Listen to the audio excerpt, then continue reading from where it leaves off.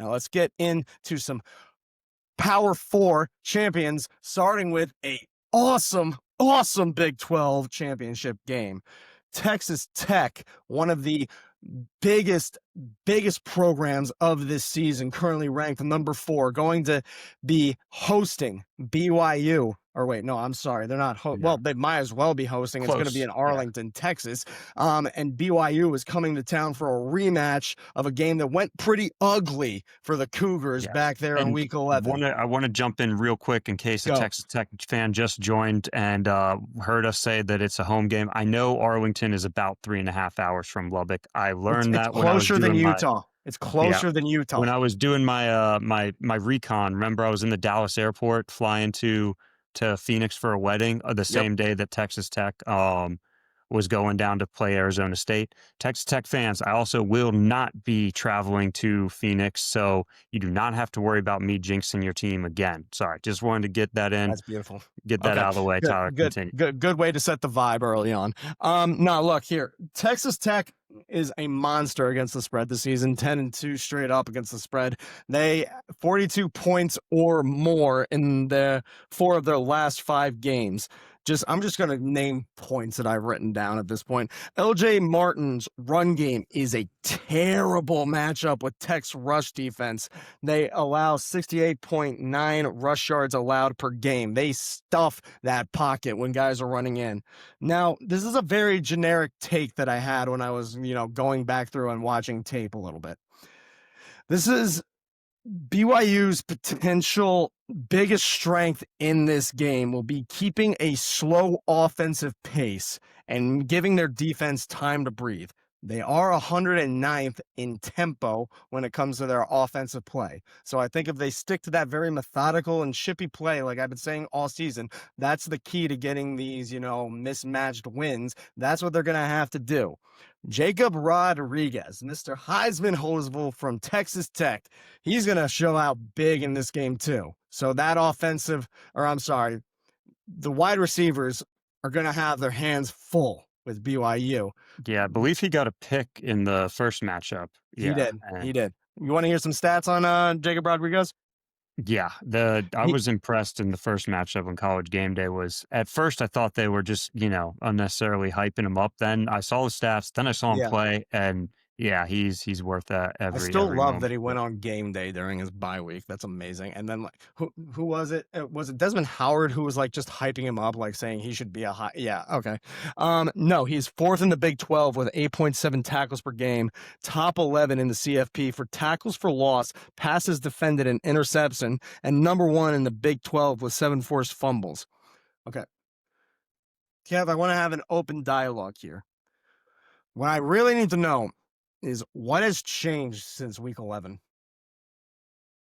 I think first and foremost, and I will stand up for BYU here because that game, one, is College Game Day. It was in a hostile environment. Patrick Mahomes was there, unveiling his new NIL stuff. I believe the Texas Tech team was wearing Patrick Mahomes designed jerseys for that game. There was just a lot of hype there. Watching College Game Day that morning, I was starting to feel worse and worse about my pick. And this was a take that you clowned me for when I made the pick in the post game, but it is going to be so crucial for BYU to prevent Texas Tech from jumping out to a big lead.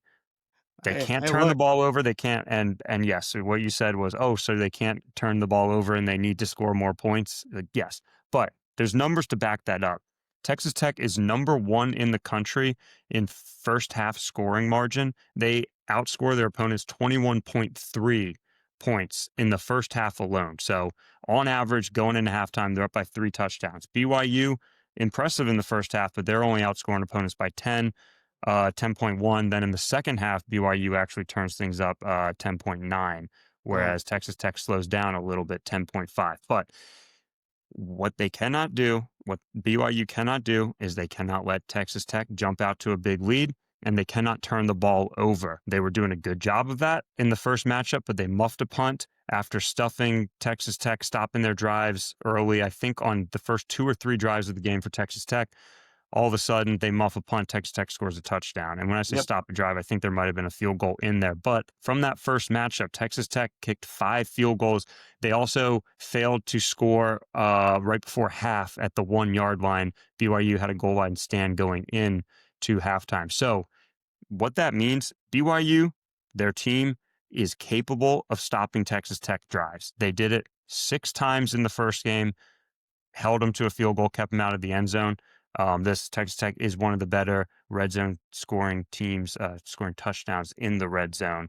That is going to be what BYU needs to do. They need to figure out what went right in that first game, because people from the outside looking in are going to say nothing went right, but their defense did a good job. They held them to 29 points. It could have been a lot worse. 5 field goals. If Mm, you do the math, if those were touchdowns, that game is an insane blowout. So big time. there's a chance. I think the BYU team, and again, I'm rambling here, but the BYU team, I think, I is going to don't. rally a little bit around their coach after he signed the extension, turned down Penn State and all that money. There. So if you ask what's different, the line's different. It was 9.5 the first There time. you Now go. it's 13.5. Right. I mean, you can click my pick to reveal it. I feel like Yeah. I already disclosed it, but yeah, give And me then give me BYU covering. I'm doing the and over you're for a similar reason to the Troy JMU game. It's a little bit of a handicap. Like I said, Texas right. Tech could have easily have scored 56, 59 points in that first game. That would have covered the over already. I think there's going to be more offense in this game. I talked for a while. I'm You go. waiting so patiently right now. Jesus I know, Christ. dude. I can see your veins. What Yeah, do you you got? can the one right here. That's what Yeah. it's the green one. Yeah, okay. I had a pretty one other thing that might have been kind of a differentiating factor for BYU that is different. LJ Martin did play in that game in the first matchup, but he was coming off of a questionable status. So that's a little bit different there. And also though, Beren Morton is a little banged up right now. He's coming off of a soft injury. He's good to play, but that means he's going to be relying on his running game a little bit too. Also, we don't know if Chase Roberts is going to be playing for BYU, so that's going to be something that's kind of a game time decision. Kalani Sataki said he should be good to go, but no official news has come out yet. I will say this: Texas Tech, this is their first 10-win season since the 2008 Michael Crabtree era, so that's awesome for them. That's even Patrick Mahomes didn't even do that when he was there, which is pretty cool to see. Um, Look, BYU is putting the playoff people's heads in a pretzel right now. I think they should be ranked a little bit higher. Look, their only loss is a road loss to a team that is a juggernaut. Granted, it was a bad loss, but here's what I will say, though. I think it's going to happen again, and it's going to make the committee's lives that much better.